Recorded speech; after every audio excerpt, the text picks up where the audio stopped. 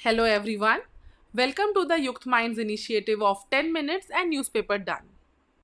Hello everyone. This discussion is based on 2nd June The Hindu analysis and 8 articles have been selected to benefit this year's mains candidates and next year prelims candidates. You can download the PDF of the gist from our Telegram channel and website. And this way, you can finish the UPSC relevant current happenings on daily basis instead of just waiting for bulky monthly compilation. So let's do our bit today.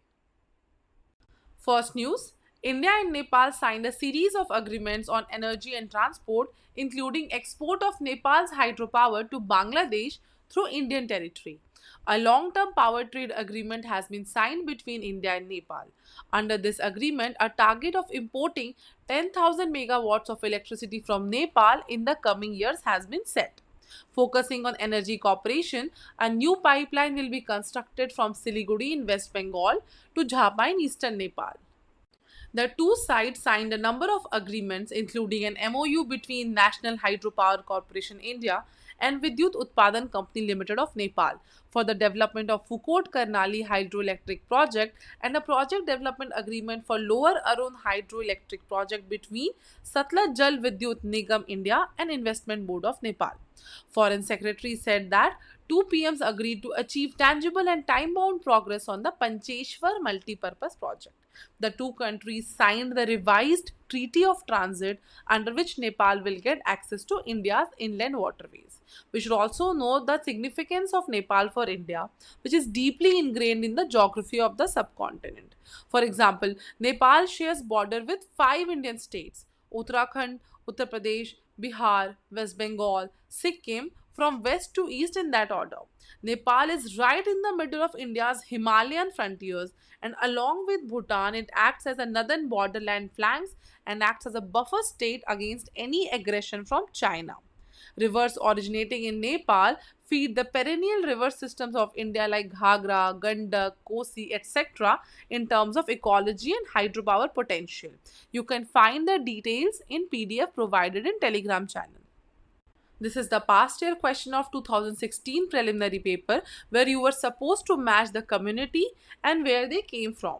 The second point, Madhesi are from Nepal who live in India-Nepal borders in the Terai plains. Now based on this, let us know if you know the answer of this question in the comments below.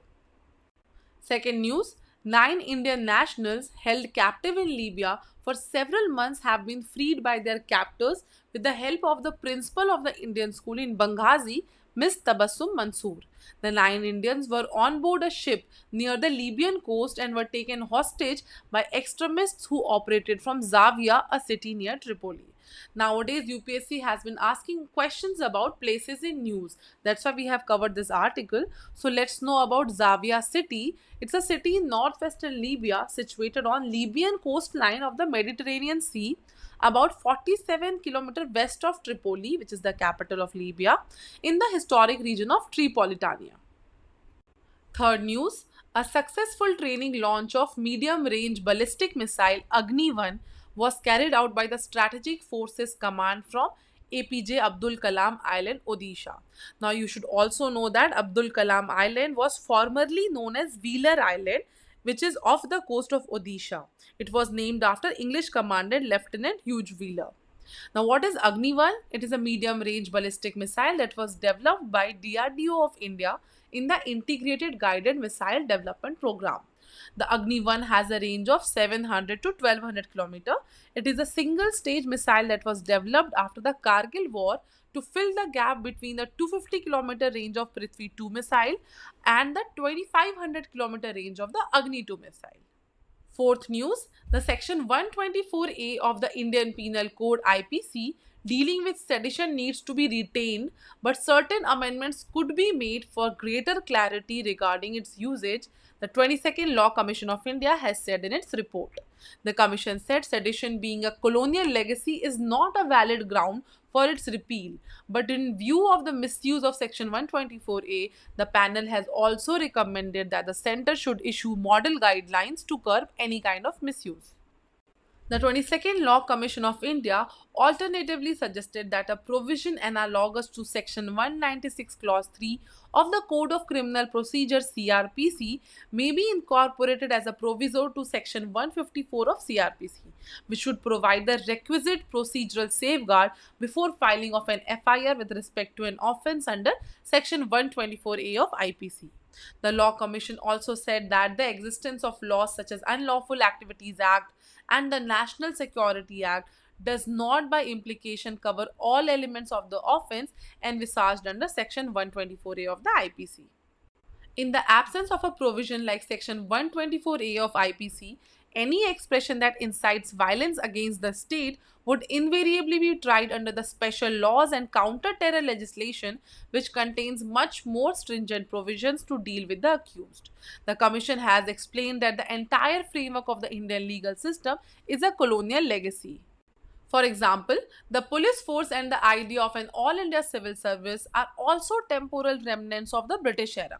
Merely ascribing the term colonial to a law or institution does not by itself ascribe to it an idea of anachronism.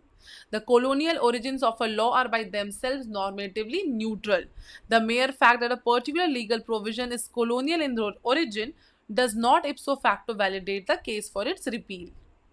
Fifth news, while India may have internationally committed to half its installed electricity being sourced from renewable sources by 2030, an estimate of the country's projected power needs by the Central Electricity Authority suggests that this target may be achieved early by 2026-27, that is 3 to 4 years earlier. The National Electricity Plan prepared by the Central Electricity Authority CEA is a 5-year plan that assesses India's current electricity needs, projected growth, power sources and challenges. According to the plan, share of non-fossil based capacity is likely to increase to 57.4% by the end of 2026-27 from around 42.5% as on April 2023. The issue is installed capacity does not perfectly translate into generated power as different sources of energy have varying efficiencies and not all sources of power are available at all times. For instance, solar power is available only during the day and wind energy is dependent on climate vagaries. Sixth news is analysis of India's manufacturing challenge. In the early part of this century, when India's software exports were booming, it had been asked why India's services sector should not leapfrog over manufacturing to propel the economy forward. Normally, in the course of economic growth of a country, under the standard model of economic development, initially the primary sector like agriculture is the major contributor to the economic growth, then comes the manufacturing sector and then the services sector. But the anomaly in case of India is that services sector bypassed manufacturing and became the major contributor to economic growth of India since more than the 2 decades, and manufacturing sector was never the major contributor in economic growth rate. The economic reforms of 1991 had focused on manufacturing, but the significant scaling down of tariffs and the dismantling of the license permit Raj did not lead to an increase in the share of manufacturing in the economy. India's record has not been impressive in manufacturing. In 2014, to boost manufacturing, Government of India launched the scheme Make in India with its emphasis on foreign direct investment. More recently, there has been the Production Linked Incentive Scheme PLI, which essentially subsidizes production of certain products. However, the persistence of low rates of growth in the presence of policy initiatives were focused on manufacturing, pointing to something structural holding back the sector in India. One of the structural factors is the price of food. Household demand for manufacturing products inevitably follows the satisfaction of its demand for the basic necessities of life like food, housing, health, education. For a substantial section of India's households, food occupies a large share. This constricts the growth of demand for manufacturing. Of the large economies of the world, the share of food is the largest in India and its GDP per capita the lowest. That means our population spends the most on the food. However, the possibility of exporting means that the manufacturing sector of an economy can sidestep a narrow domestic market. Now, taking this route does require that an economy's manufacturers are globally competitive. Now, what are the reasons holding back Indian manufacturing competitiveness? First is infrastructure, which determines the cost of production and the type of products that a country can produce. The export of manufactures is largely by sea. The competitive disadvantage faced by India's exporters can be seen in the much higher turnaround time for ships in India's ports with that in Singapore. Inexpensive power, space, and industrial waste disposal services also affects the cost of production. Other structural factor is educational outcomes and skill level.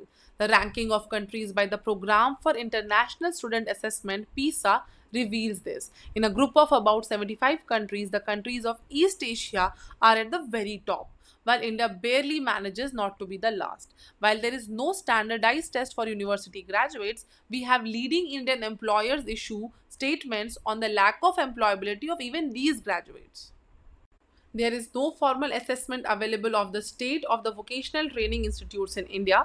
The erstwhile Planning Commission had released data showing that only about 5% of Indian youth have had any kind of technical training. The figure for South Korea was over 85%. Now, what is the way forward? The trade and industrial policy regime had been overhauled in economic reforms of 1991. But what is the need of the hour is an entire ecosystem, including schooling, training, and infrastructure for manufacturing to flourish. Seventh news is about a rare resource, lithium. The news of potentially significant reserves of lithium, an element needed to manufacture batteries used in electric cars and other renewable energy infrastructure in Jammu and Kashmir, has been welcomed universally. Now, what is the crucial need of India's lithium industry? India's electric vehicle market was valued at $383 billion in 2021 and is expected to expand to $152 billion in 2030. India imported 450 million units of lithium batteries valued at $929 million, which makes the development of the country's domestic lithium reserves a matter of high stakes. Scholars have argued that the ongoing global transition to low carbon economies, the rapid expansion of artificial intelligence, and 5G networks will greatly reshape global and regional geopolitics. The access to and control over rare minerals such as lithium and cobalt will play a crucial role in these epochal changes. Now, who should own these minerals? In July 2013, that is 10 years back, a three-judge bench of the Supreme Court of India ruled that the owner of the land has rights to everything beneath, down to the center of the earth. In contrast, the Supreme Court also recalled that the Union government could always ban private actors from mining sensitive minerals, as is already the case with uranium under the Atomic Energy Act 1962. Now, how do the other countries manage lithium reserves? In Chile, the government has designated lithium as a strategic resource and its development has been the exclusive prerogative of the state. In general, the countries in Latin and South America are thinking ways and means to pursue a multi-pronged strategy. While the national government of these countries exercise a significant degree of control, the nature of private sector participation varies between these countries. Now, what should be the way forward? Much of India's mineral wealth is mined from regions with very high levels of poverty, environmental degradation, and lax regulation. Effective and careful management of the sector should be paramount if India's rare minerals development is to meet its multiple goals, that is, social well-being, environmental safety, and national energy security. Eighth news, Russia says it has repelled new Belgorod border incursion attempt. Where is Belgorod? It's a city that is the administrative center of Belgorod Oblast, Russia, located on the Seversky Donets River, approximately 40 kilometers north of the border with Ukraine. Shebekino is a town in Belgorod Oblast, Russia, located on the Nezhigol River, 30 kilometers southeast of Belgorod. UPSC has been asking places in news very frequently. This is past year question paper from 2022 where we had to match the regions with the country. Now, Anatolia is from Turkey, which is correct. Amhara is from Ethiopia. But Cabo Delgado is a northern province of Mozambique, which is an African country. Catalonia is a province in Spain. So, you can choose the answer and mention in the comments below. Thank you for watching. Keep visiting our website, Telegram, Instagram, and Twitter.